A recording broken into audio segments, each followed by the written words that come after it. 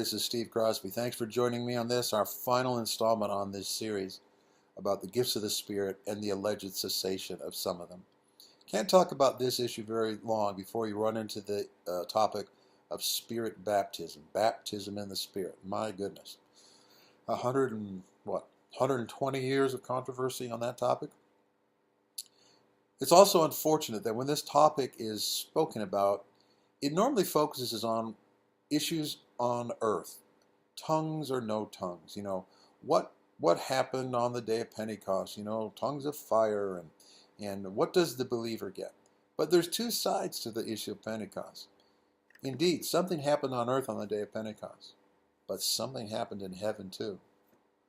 What happened on earth is the overflow, the manifestation in time and space of something mind-blowing that took place in another dimension, in another existence, for our King Priest, Jesus.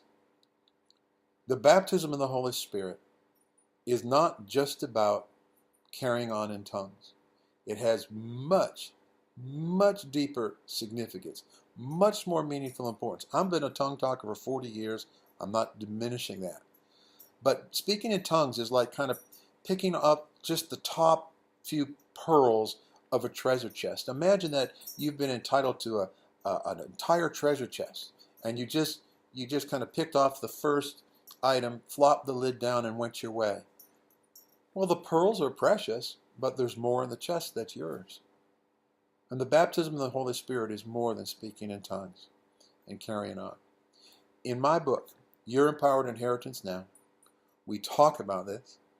We talk about it in detail. We talk about all the different theories about the baptism of the Holy Spirit. That's my dog making shaking noises.